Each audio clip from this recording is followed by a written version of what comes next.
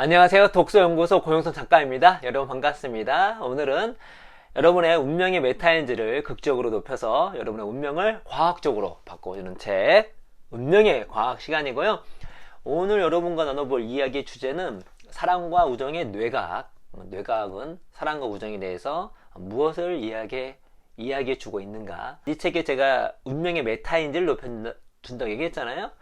우리의 운명이라고 하는 것은 나의 의사 선택을 통해서 나올 수가 있는데, 내가 의사 결정을 하는 것은 이 뇌에서 하는 겁니다. 그런 의미에서 뇌과학을 알게 되면은 나의 운명의 방향성을 어느 정도 확률적으로 알 수가 있는데, 특히 오늘 이 시간에는 사랑과 우정에 대해서 우리 뇌는 무엇을 선호하는지, 어떻게 작동하는지 이걸 알아두시면, 내가 누군가를 사랑하고 누군가와 함께하고 싶다는 그런 의사결정이 내 뇌에서 이렇게 돌아가고 있구나.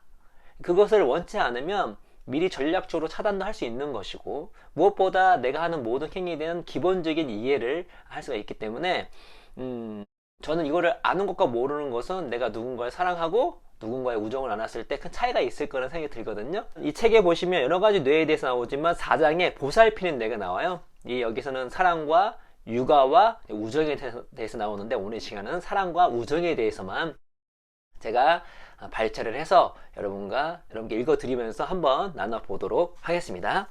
우리 문화에서는 오랫동안 섹스를 다루기 힘든 힘으로 바라보았다. 심지어는 섹스가 본질적으로 죄악이라는 개념을 폐기한 이후에도 섹스를 무의식적인 욕망과 억압된 감정의 산물이라는 생각을 고집했다. 어떤 면에서 보면 자신이 성행위를 하느라 바쁜 동안에는 완전한 통제가 불가능한 존재라고 생각하는 데 익숙해져 있다. 부분적으로는 그것이 바로 섹스의 매력이다. 일상생활을 통제하는 자기 내면의 의식적이고 분석적인 주체를 적어도 일부라도 내려놓을 수 있는 기회이기 때문이다. 좀 색다른 관점이라는 생각이 드는데, 섹스의 어떤 그 매력이 무엇이냐 하면 이 책의 이 부분만 본다면, 우리는 우리 자의식이 있잖아요. 항상 나는 나를 통제하고 있다라는 생각이 있습니다. 원래 그것이 없으면 우리는 살아가기 힘들어요. 그렇죠? 그런데 때로는 나를 놓아놓고 싶을 때가 있잖아요. 그렇지? 그냥 그대로. 그런데 이 섹스를 할 때는 어떻다? 완전히 내가 나를 통제하지 못한 상태라는 것들을 오히려 인지하기 때문에 매력이 있다는 거죠. 되게 재밌는 관점입니다. 사람들은 정말로 사랑에 중독되어 있다. 그것도 온갖 종류의 사랑의 말이다. 우리의 뇌는 로맨스, 애착, 사회적 유대 등을 갈망하며 이 모든 것은 인간관계를 형성하도록 내몬다. 우리는 지사회성 동물인데, 우리는 그래서 누군가와 교류하지 않으면 안 됩니다. 그렇기 위해서 인간은, 이 뇌는 사랑에 중독이 되어 있어요. 실제 누군가를 사랑하는 것들을 바라보면 마약을 하는 것과 크게 다르지 않습니다. 그런 보상체계가 있는 이유는 무엇이냐면, 우리 인간은 사회적 동물로서 누군가 교류하고 살아가야 되고, 사람 같은 경우는 누군가 사랑하고 아이를 낳아야지 종족 번식을 할 수가 있는 것이잖아요. 진화적 측면을 봤을 때에는 번식이 되게 중요한 중요한 어떤 그 핵심이기 때문에, 번식을 하기 위해서 누군가를 사랑을 하게 만들고, 사랑하기 위해서는 뇌가 엄청난 보상을 내리는 겁니다. 무엇에 대해서? 사랑에 대해서. 예를 들면 이성에 대한 남성은 임신 가능성이 높아지는 5일의 가임기에 들어와 있는 여성의 목소리와 춘동작을 더 매력적으로 평가한다고 결론 내린 연구들도 나와 있다. 심지어 이런 효과를 돈으로 평가해 볼 수도 있다.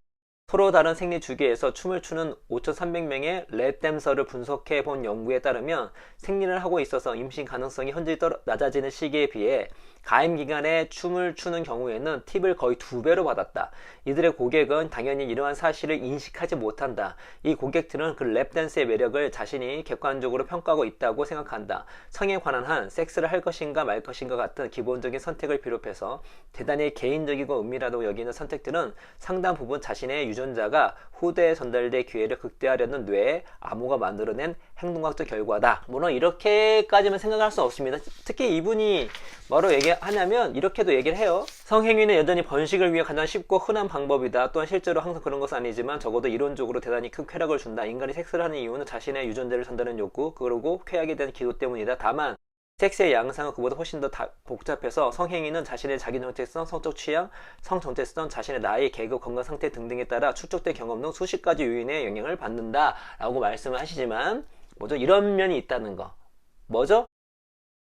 우리는 무의식적으로 특히 남성 같은 경우는 가임기인 여성을 더 매력적으로 볼 확률이 높다는 거. 우리가 의식을 못한 상태에서 그러한 매력을 느낀다는 것이죠. 자, 이거는 제가 그 전에 첫 번째 영상에서 읽어드렸던 건데 좀 더 자세하게 읽어드리도록 하겠습니다. 베른대학교 동물학 연구소의 클라우스 베데킨트에 의해 처음 진행되었다. 미국에서 실험 재현이 이루어진 한 흥미로운 실험에서는 여성들이 짝을 평가하는 기준 중 무의식적으로 자기가 선호하는 파트너의 냄새 맡기가 있는 것으로 나타났다. 남성들은 가임기 여성을 매력적으로 봤는데 여성들은 뭐냐면 남성의 냄새를 통해서 매력을 안다는 것이죠. 재현이 된 겁니다. 재현이 반복적으로 이것이 나온다는 거죠. 연구자들은 한 집단의 남성들에게 티셔츠 한 장을 세탁하지 말고 이틀 동안 그대로 입고 채취 제거제를 사용하거나 다른 냄새를 가리는 냄새가 너무 강한 음식을 먹거나 마시지 않게 지도했다. 그리고 한 집단의 여성들에게 그 옷을 입은 사람에 관해서는 일절을 알지 못한 상태에서 그 티셔츠의 냄새를 맡고 그 매력을 평가하게 해보았다. 그 결과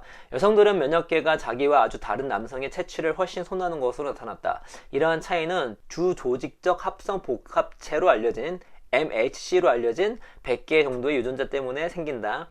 MHC는 면역계가 병원체를 비롯한 외부 이물질을 알아볼 수 있게 도와주는 단백질 정보를 암호화하고 있다. 이 유전자들은 당신 몸에서 나는 채취를 결정하고 당신의 면역계 구성을 결정하는 두 가지 역할을 맡고 있다. 자신과 다른 유전자 변이를 갖고 있는 배우자를 만나면 거기서 나온 자손은 감염에 대해 훨씬 광범위한 저항 능력을 갖게 되어 생존 가능성을 높일 수 있다. 이 여성들은 말 그대로 자기와 유전자 궁합이 제일 잘 맞는 남편감을 냄새로 알아내는 것이다. 이것은 유전자와 뇌에 새겨진 완전히 무의식적인 행동으로 보인다. 냄새를 맡아서 매력적인 사람을 선택하는데 그 냄새는 무엇을 위한 것이냐면 나랑 유전자가 다른 사람. 그 이유는 무엇이냐면 나랑 유전자 조합이 좀 달라야 어떻다? 내 자손이 더 이 변화하는 이 환경 속에 잘 적응할 수 있다라고 생각하니까 이것이 핵심이 뭐다? 무의식 중에 발현되는 것이고 이거는 실험 재현이 되는 연구 결과입니다. 남성은 이런 후각 능력이 그리 두드러지지 않는 것으로 보아 여성보다 냄새에 덜 민감하고 따라서 냄새로 올바른 배우자감을 찾아내는데 그리 큰 노력을 들이지 않는 것 같다. 남성들은 아이와 육아에 여성만큼 많은 시간과 에너지를 희생하지 않기 때문일 것이다. 남성은 또 이런 능력이 없다고 합니다. 제가 이제 이 말씀을 그전 영상에도 말씀드렸는데 이게 왜 필요하냐면 내가 누군가를 좋아하는데 그 좋아하는 게 이런 이유 때문일 수 있다는 것이죠. 그래서 첫눈에 반하거나 처음에 어떤 매력을 느꼈을 때 그것이 진짜인가를 확인해 볼 필요가 있습니다. 왜냐하면 지금 우리는 21세기를 살아가기 때문에 이렇게 나랑 유전자 좀 다르다는 것이 나의 행복을 보장해 주지 못해요. 정말 나에게 맞고 나를 사랑해 준 사람을 선택해야 되는데 나도 모르게 이런 거에 휩쓸릴 수 있다는 것이죠. 그렇죠? 흥미롭게도 연구자들은 호르몬 효과로 임신 상태를 흉내내어 여성들을 일시적으로 불임 상태로 만들어주는 피임약의 이런 결과를 정반대로 뒤집어 놓은 것을 발견했다. 피임약을 복용 중인 여성은 면역계 구성의 측면에서 자신과 유전적으로 비슷한 남성의 냄새를 더 좋아할 가능성이 높았다. 본질적으로 피임약을 복용하고 있는 경우에는 남자의 형제나 사촌 같은 유전적으로 친척인 남성의 냄새를 더 선호할 수 있다는 얘기다. 결국 임신 상태에서는 자신과 자신의 아이를 보호해줄 남성 친척을 곁에 두는 것이 아주 유리할 것이다. 다른 연구에서는 호르몬 피임약이 뇌의 배선을 바꾸어 남자친구 선택 영향을 미칠 수 있음을 지적했다. 그렇다면 이런 의문이 생긴다. 이런 여성이 임신을 하기 위해 피임약을 끊으면 더 이상 자신의 배우자에게 매력을 못 느끼는 게 아닐까? 하는 것이죠. 이런 것들이 우리한테 있다는 걸 인지를 해야 됩니다. 내 모든 의사결정은 나의 자유의지로 하는 거라고 우리 생각해요. 그렇죠? 그렇지만 내 자유의지와 상관없이 이렇게 생물학적인 결정동, 생물학적인 힘에 의해서 적용되는 경우가 있다는 것이죠. 알고 보면 되게 무서운 사실일 수 있는데 중요한 것은 이것이 팩트라는 것입니다. 인간의 뇌는 한 사람과의 친밀한 유지를 조장하도록 진화해 왔다. 친밀한 상호작용을 통해 정기적으로 보상을 얻는 것만으로도 사람을 그 관계에 평생 붙잡아 두기에 충분하다. 연구에 따르면 자신의 관계를 행복한 관계로 설명한 오랜 부부들은 서로에게 신체적으로 중독되어 있는 것 같아 보인다. 자기 배우자를 생각하기만 해도 쾌락체계가 활성화되면서 마약 중독자가 자기가 좋아하는 마약을 기대할 때와 비슷한 방식으로 뇌가 도파민으로 불이 켜진다. 누군가를 사랑하는 것은 여러 가지가 이유가 있습니다. 그런데 그 사랑하는 이유에 근본적으로 우리가 뭐 정신적 사랑이 있지만 기본적 베이스는 육체적 사랑이 기본이 되어 있어야 되는데 뭐죠? 오래가는 부부일수록 육체적으로 호감이 유지가 된다는 것입니다. 어떻게 해요? 예, 마약 중독자가 자기가 좋아하는 마약을 이렇게 얘기했을 때 오는 그런 어떤 반응이 내 배우자를 얘기했을 때 똑같이 일어난다는 것이죠. 그랬을 경우에 어떻다? 이 관계가 오래 간다. 자신의 배우자와 서로 즐거운 활동에 정기적으로 참여함으로써 그 신경화학 물질의 분비를 촉발하는 노력으로 극대화할 수 있다. 이 활동은 섹스가 될 수도 있지만 집에서 단순한 친절로 해주는 안마, 포옹, 애무 등도 그만큼이나 효과적일 수 있다. 연구에 따르면 배우자에게 그냥 오늘 하루 어땠느냐고 물어보고 그 말에 귀 기울이고 그 말에 공감하며 대화를 나누는 단순한 행동만으로도 유대감 형성 과정을 촉발하고 강화하기에 충분하다고 한다. 어쩌면 당연한 얘기다. 실제로 행복한 부부와 섹스 횟수 간의 그 상관관계가 있습니다. 정기적인 섹스가 아니라 할지라도 어떻다? 네, 누군가 우리가 배우자한테 정말 친절하게 얘기하고 받아주고 대화하고 스킨십하고 하는 것만으로도 이 관계, 둘 간의 관계를 계속해서 아주 행복하게 유지할 수가 있다는 것을 얘기하고 있는 것입니다. 반대로 어떤 부부가 이혼할 것인가? 가장 예측 능력이 높은 것이 무엇이냐면 경멸의 언어를 쓰고 있느냐 아느냐, 무시하는 언어를 쓰고 있느냐 아느냐. 배우자에게 경멸의 언어를 쓰거나 무시하는 발언을 많이 하는 부부일수록 깨질 확률이 비약적으로 높아집니다. 그래서 그만큼 말이 중요하다는 거. 그렇죠? 부부간의 말이 매우 중요합니다. 파인이 인용한 한 연구에서는 필요야말로 발명의 아버지임을 입증되었다. 수컷쥐는 보통 새끼를 돌보는 일에 주도적으로 나서지 않지만 만약 수컷쥐가 새로 태어난 새끼와 함께 굴 속에 남아있고 그 새끼를 돌볼 어미가 없다면 수컷쥐는 새끼의 털을 고르고 돌보고 심지어 둥지를 짓는 일까지도 완벽한 능력을 보여준다. 시간이 이틀 정도 걸리긴 하지만 머지않아 수컷은 마치 새끼를 돌보기 위해 태어난 존재라도 하는 것처럼 새끼에게 착 달라붙어 지는다. 파인은 이렇게 적고 있다. 정상적으로는 수컷이 새끼를 돌보지 않는 종에서도 수컷의 뇌 속에 육아 회로가 존재한다. 수컷 쥐가 윌리엄 시어스의 육아 매뉴얼의 도움 없이도 이렇게 육아 본능을 일깨울 수 있다면 사람의 아빠들도 전망이 밝다고 생각한다 라는 것입니다. 수컷쥐에 있다는 것이 인간에게 100% 있다고 장담할 수는 없지만 이 수컷은 심지어 이 수컷은 아이를 돌보지도 않아요. 근데 아이를 돌봐야 할 상황이 있으면 갑자기 잠재되었던 육아 회로가 발현이 된다는 것이죠. 이제 사랑 이야기는 이만큼 하고 우정 얘기로 넘어가 볼게요. 우정은 단일 요인으로는 건강과 행복에 가장 큰 영향을 미칩니다.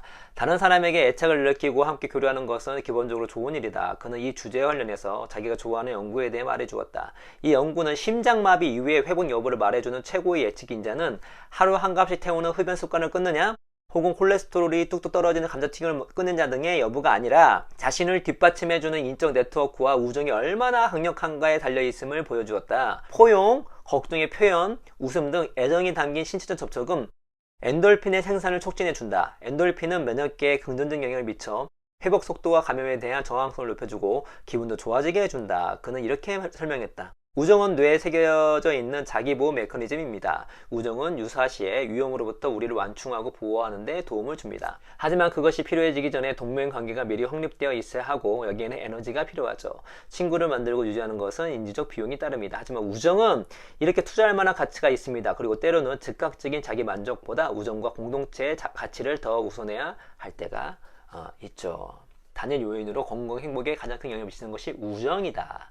특히 여러분 우정은요 이번에 제가 신박사님 방송에서 같이 얘기를 했지만 코로나 사태 이후에 외로움이 어떤 면역계에 매우 좋지가 않습니다. 반대로 우정은 좋은 거죠.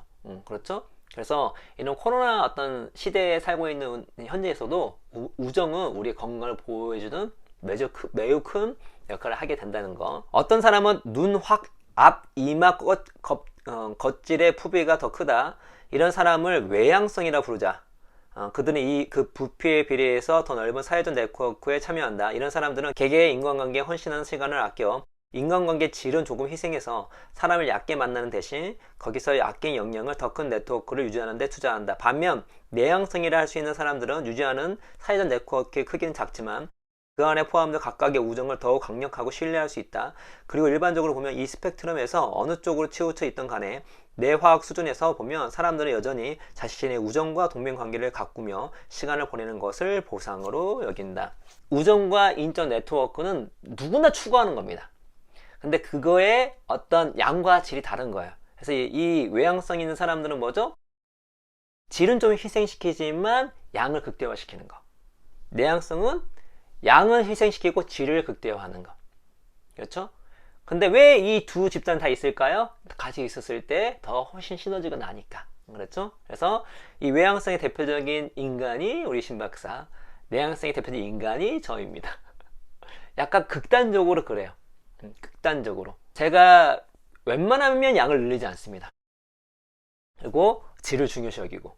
근데 우리 신박사님은 어떻다? 예, 이 거대한 네트워크를 만드는 거에 아주 타고났죠. 우정과 사회 집단의 형성에 대해 조사해보면 사회적 행동을 주도하는 데 도움을 주는 6가지 핵심 신경과학 물질이 존재함을 알 수 있다. 베타 엔돌핀, 세로토닌, 테스토스테론, 바소프레신, 옥시토신, 그리고 우리 오랜 친구 도파민이다. 이 화학 물질들은 사회적 네트워크에서 복잡한 방식으로 상호작용하지만, 그리고 이들 중 다수가 성적 활동과 관련해서도 머리를 내민다. 아주 대략적으로 얘기하면 도파민은 동기와 보상을 제공해주는 반면 엔돌핀은 사회성에 따라오는 편안, 만족, 여유의 측면을 부여해 주는 것으로 보인다.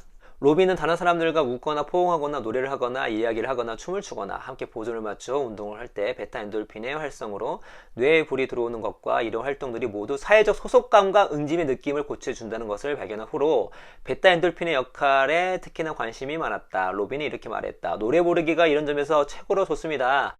1시간 정도 함께 노래 부르기를 하면 그 후에는 처음 보는 사람들끼리도 자기 인생 이야기를 나누는 사이가 됩니다. 왜 이렇게 노래방이 잘 되는지, 노래방 문화가 형성되는지에 대해서 우리가 알 수 있는 대목이죠. 그래서 누군가 친해지고 싶다면 어떻다? 함께 노래를 불러라. 세계관이 너무 다른 경우에는 우정이 싹을 틔우려고 잘하지 못하고 10중 8구 사그라지게 된다. 이것은 기본적으로 대단히 효율적인 메커니즘이다. 우정은 우리가 누군가의 사랑을 할 때는 나와 좀 유전자가 다르고 나 좀 다른 사람을 선택하는 경향이 있는데, 우정, 친구를 선택할 때에는 나랑 비슷한 사람을 선택한 경향이 좀 많이 있습니다만, 무엇보다 무엇이 같아야 된다? 세계관이 같아야 된다. 특히 세계관이 같으면 그 우정은 정말 오래 갈 수 있다는 거죠. 그래서 이 부분 읽으면서 예전에 신박사님이 예전에 그 친구란 무엇인가 아마 그런 강연을 했을 때, 친구는 가치관을 공유하는 사람이 친구다라고 얘기를 했습니다. 이게 똑같은 얘기입니다. 세계관이나 가치관이 같은 얘기니까. 그래서 진정한 친구는 무엇이냐? 가치관을 공유해야 됩니다. 그래서 저랑 신박사님 같은 경우는 가치관, 세계관이 거의 이렇게 합치가 되어 있습니다. 그렇기 때문에 뭐 근본적으로 크게 싸울 일이 별로 없어요. 그런 가치관에서 서로 토론하면 되는 거니까. 그리고 비슷한 점이 뭐가 있냐면, 팩트가 있으면 자기 신념을 빨리 내려놓습니다. 그래, 내가 틀렸어. 네가 맞아. 이것들을 좀 빨리 해서 빨리 굴복하기 때문에 다 자기만의 뭐 곤주도 있고, 다 뭐 여기 책 읽어보시면 아시겠지만 우리 뇌가 한번 배선이 형성이 되면 고정관념 벗어나는 것은 되게 힘듭니다. 특히 신념 같은 거 바꾸기 힘들고, 그게 극대화된 게 종교랑 정치죠. 종교랑 정치로 토론한다는 거 힘들다 말씀드렸죠. 그런데 우리가 어떤 팩트가 있다면 거기에 안에서 우리가 승복할 수 있는 게 중요한데, 그런 것들이 저랑 비슷해요. 때문에 되게 성격도 다르고 특성도 다르지만 아무런 트러블 없이 쫙 갈 수 있는 이유가 무엇이냐면, 이런 세계관, 또 우리가 팩트 안에 또 데이터 안에 서로 자기가 틀렸다면 그걸 인정할 수 있는 그런 마음가짐인 거죠. 성적 행동이 아닌 사회적 행동과 면역계 기능 사이의 상관관계는 심한 감기나 독감 혹은 복통으로 고생할 때 거의 모든 사람이 경험하는 우울한 감정에서 잘 드러난다. 면역계가 감염원과 싸우느라 바쁠 때는 기분이 가라앉고 사람을 별로 만나고 싶지 않을 때가 많다. 이럴 때 하루나 이틀 정도 집에서 푹 쉬는 것은 자신과 접촉하는 집단에게 감염원이 퍼지는 것을 막는 데 도움이 된다. 몸과 뇌의 여러 시스템들은 종과 개인 모두의 이득을 위해 대단히 높은 수준으로 그리고 무의식적으로 협동한다. 여기서도 역시 유전자, 행동, 번식, 적합성, 사회성은 서로 복잡하게 얽혀 있는 듯 보인다. 재미있는 거죠? 왜 우리가 바이러스성 그러한 그 질병이 감염됐을 때 그냥 아파서 정도가 아니라 우울한 감정이 든다는 거죠. 왜요? 대외 활동을 스스로 줄이게 만드는 거예요. 주변에 나의 사람들에게 감염시킬 수 있기 때문에. 이런 것들이 무의식적으로 우리를 조종하고 있다는 것이죠. 그렇죠? 비슷한 예로 우리 피부 때 얘기했죠? 그 가려움 같은 경우는 전염성이 있습니다. 그러니까 누가 긁는 걸 보게 되면 자기도 모르게 가려운 경우가 있어요. 그 이유가 무엇일까? 그 이유는 사회적 신호를 준다는 거죠. 그러니까 가렵다는 것은 무엇이냐면 우리 지금 공동체 내에 뭔가 외부 바이러스나 기생충이 침입했다는 것을 의미하는데, 그걸 어떻게 알 수 있냐? 지금이야 우리가 어떤 검사를 통해 알 수 있지만 예전에 그걸 알 수가 없었는데 누가 긁는 거예요. 아, 그럼 나도 같이 간지러주면서, 아, 지금 우리 공동체 안에 누가 들어왔구나. 기생충이 왔구나. 긴장해야 되겠다. 서로 떨어져 돼야 되겠다. 이런 것들을 알 수 있다는 것입니다. 그런 것들이 무의식적으로 뇌과학 차원에서 발동을 한다는 것입니다. 사랑과 우정의 뇌과학 내용을 살펴봤는데요. 다시 한번 말씀드리지만 우리가 이런 것들을 알 필요가 있는 것은 무엇이냐면, 우리가 하는 모든 의사결정이 나는 나의 자의식이 있기 때문에 모든 것이 자유의지를 통해서 나의 전적인 통제 안에서 이루어진다고 생각하지만 그렇지 않다는 것입니다. 우리 뇌는 선호하는 게 있어요.